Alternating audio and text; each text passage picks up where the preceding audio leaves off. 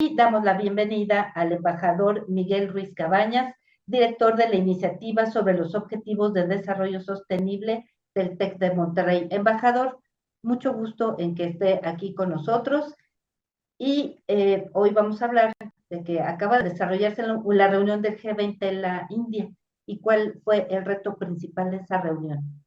Buenos días, Verónica. Bueno, yo creo que estas cumbres, como tú sabes, son anuales.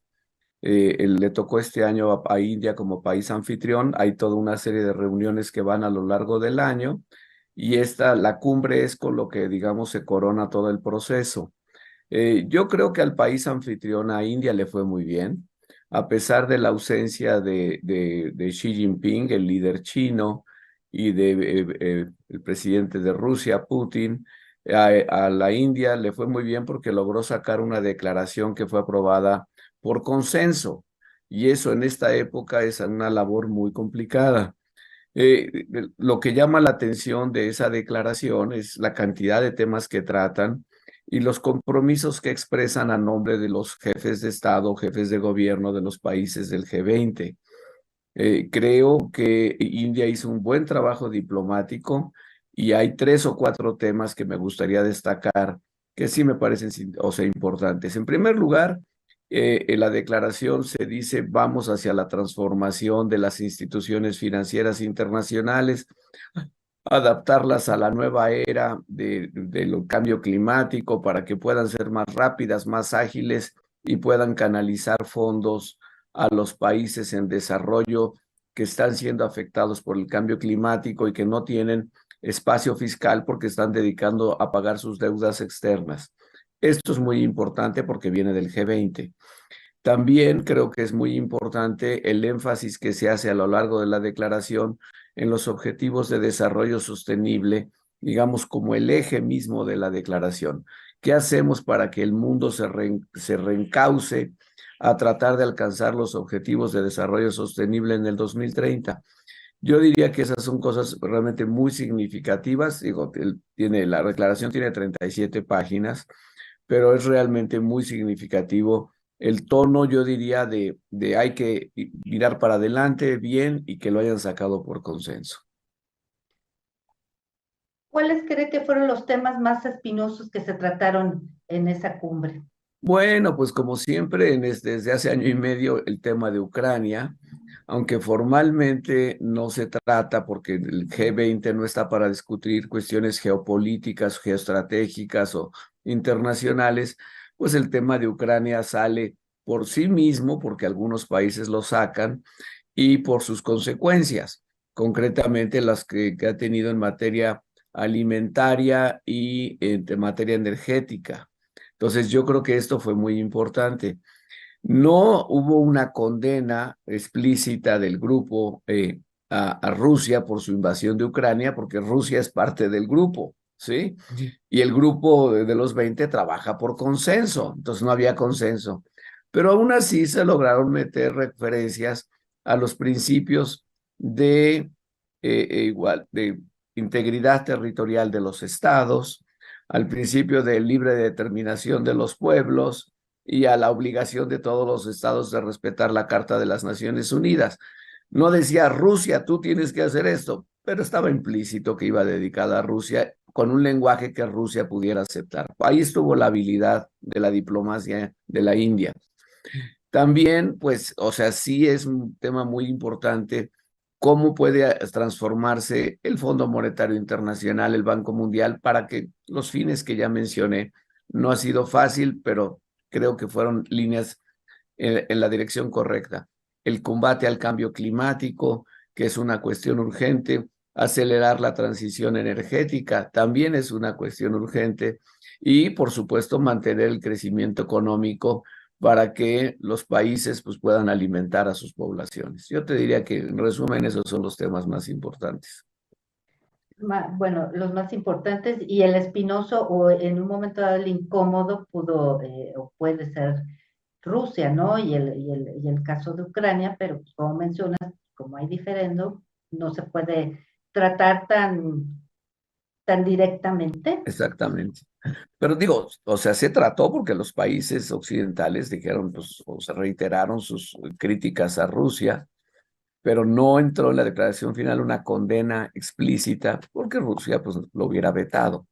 Y como se trabaja por consenso, todos los 20 países tienen que estar de acuerdo con lo que se dice en la declaración final. Entonces, esa es la habilidad a veces de los diplomáticos, encontrar un lenguaje que pueda ser aceptable para todos. Entonces, podría decir que el desarrollo de la reunión fue fluida, fue, Fue bastante fluida porque no, estas cosas, como le decía, se preparan a lo largo de todo el año. Hay muchas pláticas, muchas consultas, hubo muchas reuniones sobre cuestiones económicas, comerciales, financieras, energéticas, política social, en fin, toda la agenda que trató el G20. Entonces, en ese sentido, pues a lo largo del año se dieron muchas consultas que permitieron saber por dónde podría haber soluciones o qué tipo de cómo plantear el problema o las soluciones era importante. Mire, por ejemplo, no se dice montos específicos de que los países desarrollados inviertan en los países desarrollados, pero se dice que se debe hacer. No se dice por qué cantidad, pero se dice que se debe hacer. Entonces, en este tipo de lenguajes, pues los diplomáticos somos expertos en encontrar párrafos que puedan ser aceptables para todos. A veces el precio es que quedan párrafos muy vagos, muy generales, pero creo yo que en el caso de la Declaración de Nueva Delhi, pues sí hay cierta vaguedad en algunos párrafos, pero en otras sí las ideas están muy bien apuntadas y muy concretas. ¿Cuáles son, en ese documento de Nueva Delhi, cuáles son los que se sienten o se ven más vagos? Bueno, pues el tema de Ucrania, como lo acabo de mencionar, si no hay una condena explícita, es porque el país que hizo la invasión, pues que es miembro del G20, que es Rusia, pues no estaba de acuerdo. Entonces pusieron un lenguaje que fuera un poco más vago, pero no, o sea, simplemente de no mencionar que siquiera pasó o que existe, no. Se menciona lo que está pasando en Ucrania y se recuerdan los principios de la Carta de las Naciones Unidas. En este contexto no es poca cosa. Claro que no. Y el tema al que se le dio más importancia, más relevancia en este Yo diría documento. que es al cambio climático y cómo acelerar los esfuerzos internacionales para disminuir las emisiones de gases que causan el calentamiento global y por lo tanto el cambio climático. No se dan plazos, montos exactamente, pero se dice que sí es una prioridad internacional clarísimamente y que hay que acelerar todos los esfuerzos para en esta década tratar de que los países disminuyan sus emisiones. Y bueno, si estás en la India y está China y está Estados Unidos y están los principales, el G20 produce, los países del G20 producen el 85% de las emisiones. Entonces, la verdad es que es un problema que generaron los países industrializados y ahora China y la India y todos los que están creciendo mucho, incluyendo a México, por cierto, ¿eh? Nosotros somos responsables como del 1.5% de las emisiones globales. Entonces, también tenemos que hacer esfuerzos en México para reducirlas. Entonces, en ese sentido, yo creo que el documento está bien apuntado. Ahora, yo te diría, muchas veces, pues prometer no empobrece, ¿no? O sea, Así los es. países lamentablemente a veces firman cosas que luego no están muy dispuestos a realmente hacer, a darle los pasos para cumplirlas. Pero en fin, creo que, o sea, por lo menos se está apuntando dónde están los problemas, qué es lo que se debe hacer, en qué sentido, y por ahí vas, ¿no?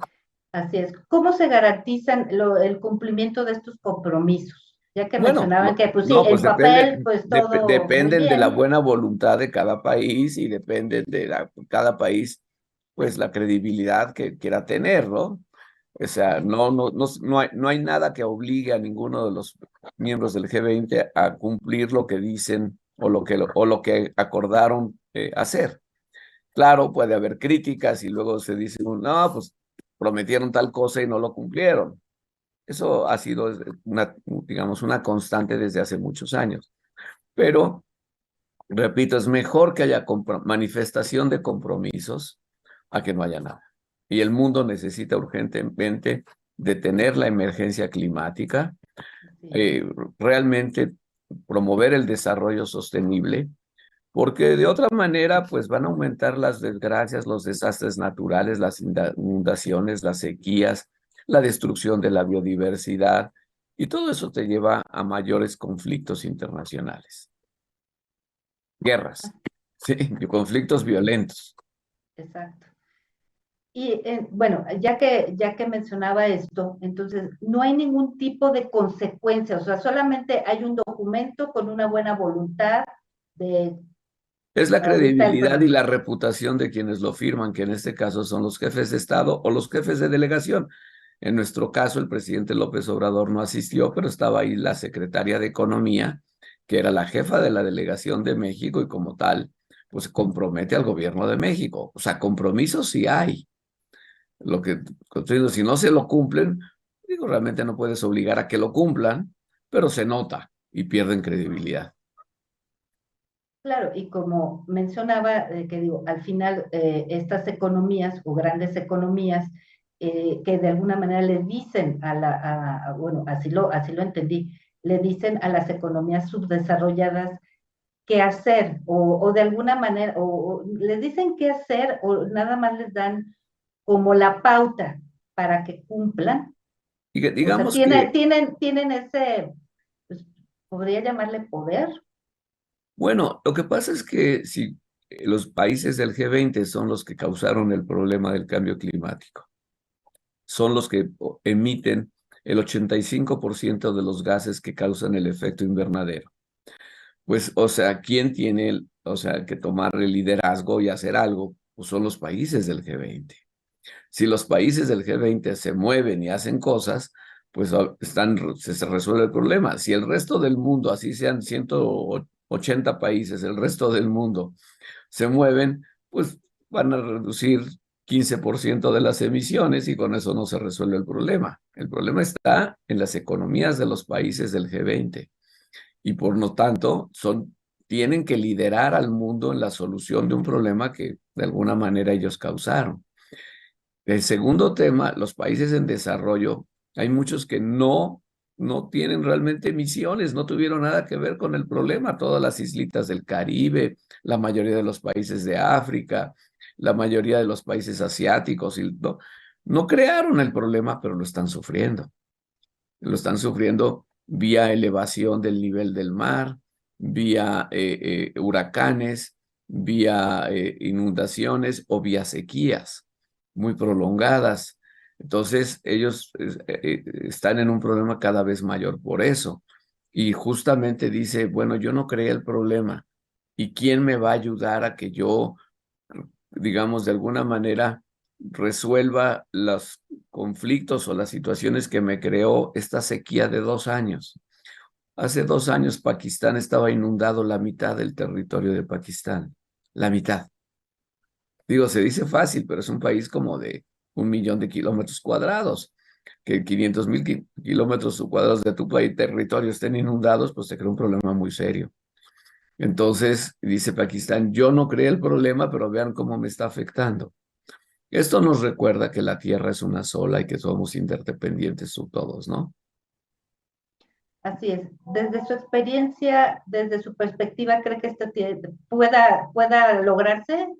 Es una carrera contra el tiempo, Verónica.